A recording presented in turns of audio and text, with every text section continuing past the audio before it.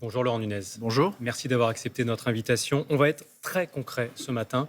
Vous avez alerté hier tous les préfets de France pour renforcer la sécurité sur les marchés de Noël. Vigilance maximale, écrivez-vous, compte tenu d'une menace terroriste très élevée. Les marchés de Noël, c'est une cible privilégiée des projets d'attentats. Comme tous les rassemblements de personnes, et notamment à l'occasion de ces moments festifs où beaucoup de personnes vont se rassembler dans les marchés de Noël, mais d'une manière générale sur l'espace public, oui, c'est toujours une cible. Les rassemblements de personnes sont des cibles des mouvements terroristes. Et donc, comme chaque année, en réalité, comme chaque année, tous mes prédécesseurs l'ont fait, évidemment, on rappelle au préfet le nécessaire niveau de vigilance qu'il faut avoir sur ces séquences.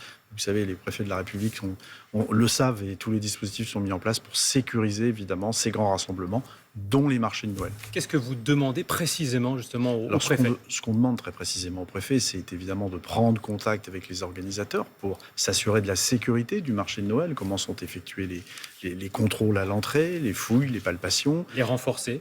Évidemment, les renforcer. Donc, il y a cet échange avec les organisateurs. Et puis ensuite, il y a des dispositifs de voie publique, de forces de sécurité intérieure qui patrouillent en nombre plus important que d'habitude, évidemment, aux abords des marchés de Noël et parfois à l'intérieur des marchés de Noël. Est-ce que la découverte la semaine dernière à Strasbourg d'un pistolet et de munitions dans les buissons près du marché de Noël concourt à cette vigilance accrue ? Tout concourt à cette vigilance. Voilà, il y a une menace terroriste dans notre pays qui est très élevée, donc il faut rester extrêmement vigilant. Voilà, cette découverte d'armes à proximité effectivement du marché de Noël n'est pas évidemment.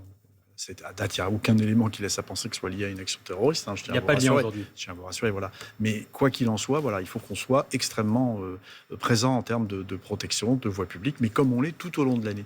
Mais évidemment, les fêtes de Noël, c'est un moment particulier. Il y a une symbolique forte qui fait qu'on renforce notre vigilance sur la voie publique, dans les contacts avec les organisateurs, puis ce sont aussi les services... Particulièrement cette année, évidemment, mais ce sont aussi les services de renseignement qui renforcent leur vigilance. Et je veux rappeler que ces derniers jours, grâce à la DGSI, ce sont 3 personnes qui ont été interpellées et qui pouvaient avoir des velléités d'actions violentes. À quel niveau cette menace est-elle qualifiée à l'heure où l'on se parle, la menace terroriste ? La menace terroriste demeure toujours très élevée. La menace ne provient plus d'équipes qui pourraient être projetées de l'extérieur de France. C'est plutôt des personnes qui sont présentes sur le territoire national et qui se radicalisent en écoutant la propagande d'Al-Qaïda et de Daesh et qui sont susceptibles de passer à l'action. Voilà, ça correspond exactement au profil des individus qui ont été interpellés ces jours derniers et qui sont par ailleurs de jeunes individus. Sur 3 personnes interpellées, on avait 2 mineurs et un jeune majeur. On va y revenir simplement pour finir sur les festivités. Vous allez adapter également le dispositif sur le 31 décembre ? Oui. Sur le 31 décembre, c'est le même dispositif. Il y a beaucoup de gens aussi qui sortent sur l'espace public, partout sur le territoire national. Et donc, il y a des renforts, effectivement, de forces de sécurité intérieure. Pas de concert sur les Champs-Élysées cette année. Non, sur les Champs-Élysées, c'est autre chose. Attention, sur les Champs-Élysées, c'est autre chose. Et il faut rappeler que l'année dernière, il y avait eu un concert sur les Champs-Élysées pour le 31 décembre. Ça n'avait plus lieu depuis plusieurs années, le concert. Il y avait un concert assez important.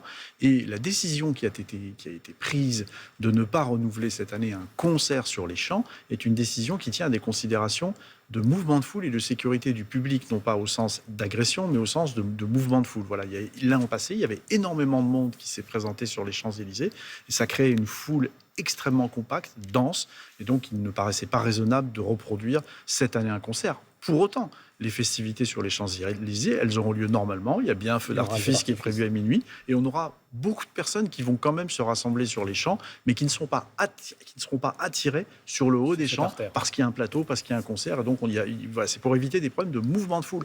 Ça n'a rien à voir avec des problèmes de sécurité publique. On sait gérer des foules importantes, on sait protéger des foules importantes. Monsieur le ministre. On l'a montré pendant les Jeux et on le montre d'ailleurs à chaque 31 décembre à Paris, où vous avez parfois jusqu'à 1,5 million de personnes. Nos confrères du Figaro viennent de publier ces chiffres. 51 enquêtes ont été ouvertes depuis le début de l'année, soit 1 par semaine en moyenne pour actes terroristes, apologie du terrorisme. On sait par ailleurs que 7 projets d'attentats ont été déjoués depuis le début de l'année. Le dernier en date, c'était un projet d'attentat antisémite. Est-ce que ce segment de projets d'attentats augmente ? Ce segment n'augmente pas spécialement, mais vous savez que les cibles de la communauté juive demeurent des cibles pour les terroristes, au même titre que les forces de sécurité intérieure, au même titre que les grands rassemblements de personnes. On en parlait avec les marchés de Noël. Il n'y a pas d'augmentation significative de ce type de cible, mais il y a une vigilance permanente et renforcée des forces de sécurité intérieure, évidemment. On en vient au budget, monsieur le ministre. Le projet de budget 2026 prévoit une augmentation de 600 millions d'euros des crédits du ministère de l'Intérieur que vous représentez. Vous martelez que ne pas avoir de budget, ce serait une catastrophe pour la sécurité des Français. Est-ce que vous l'avez dit à Bruno Retailleau ou Édouard Philippe, qui ne semblent pas très pressés de voter à la fois le PLFSS ou le PLF? Mais je pense qu'ils le savent, enfin ils le savent très bien. Hein. Vous savez, s'il n'y a pas de budget, on passe sur des lois spéciales. Loi spéciale, il n'y a pas de mesures nouvelles, il y a des contraintes fortes sur les engagements des investissements. Et pour la Édouard sécurité, Philippe dit je ne voterai pas pour. Il y a une forme de contradiction, on peut le dire. Hein. On ne peut pas d'un côté être pour la sécurité, de l'autre prendre le risque que nous n'ayons pas, comme c'est prévu en 2026, un renforcement significatif de la filière judiciaire au sein de la police nationale pour mieux investiguer, mieux lutter contre le narcotrafic. Prendre le risque que nous n'ayons pas les brigades de gendarmerie supplémentaires pour renforcer la sécurité du quotidien. Il y a 58 brigades qui doivent être déployées en 2026. Et puis il y a aussi toute notre politique de lutte contre l'immigration illégale, puisque nous avons 300 emplois qui sont prévus pour venir renforcer les centres de rétention administrative. Vous pensez qu'un compromis est encore possible? Le Premier ministre appelle à la responsabilité. Il n'y a pas d'alternative au compromis. Il n'y a pas d'alternative au compromis. Même après les déclarations d'Édouard Philippe? Il n'y a pas d'alternative au compromis. Voilà, il faudra bien trouver ce compromis. Et pour la partie qui me concerne, qui est le budget de la sécurité, il en va même de la sécurité de nos concitoyens et de son renforcement. Un autre thème d'actualité important, que peut faire la France pour le journaliste Christophe Glaise, condamné en appel hier par la justice algérienne à 7 ans de prison ferme pour apologie du terrorisme? D'abord, on regrette évidemment, comme vous l'imaginez, cette décision. On la regrette donc vivement.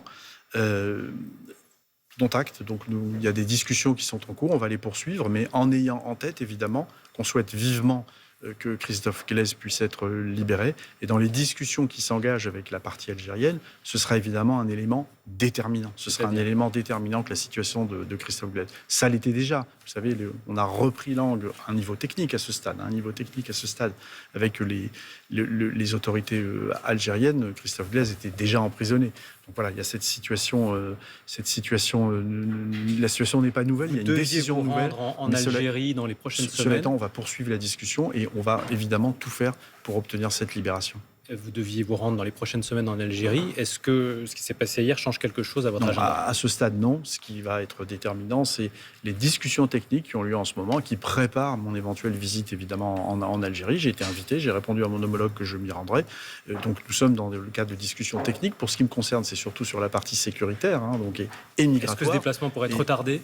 Le déplacement, il aura lieu le moment venu, quand nous aurons engagé ces premières discussions techniques, mais la situation, un peu plus tard que prévu. Peut-être un peu plus tard que prévu, mais en tout cas, la situation de Christophe Glaise sera évidemment comptée sur le gouvernement de la France, le ministre de l'Europe et des Affaires étrangères, et aussi à mon niveau sur le ministre de l'Intérieur, pour peser de tout notre poids pour obtenir sa libération. Ce qui paye malheureusement aujourd'hui, en diplomatie, tous les signes sont importants, la libération de Boualem Sansal. Non, je ne me livrerai pas à ce genre d'interprétation. Voilà, ce que je peux vous dire, c'est que le gouvernement français, je peux aussi rassurer évidemment sa famille, ses avocats, on va tout faire pour qu'on obtienne sa libération. Voilà, ce sera un élément important des discussions en cours, un élément même majeur. Merci beaucoup Laurent Nunez d'être passé par les 4V ce matin.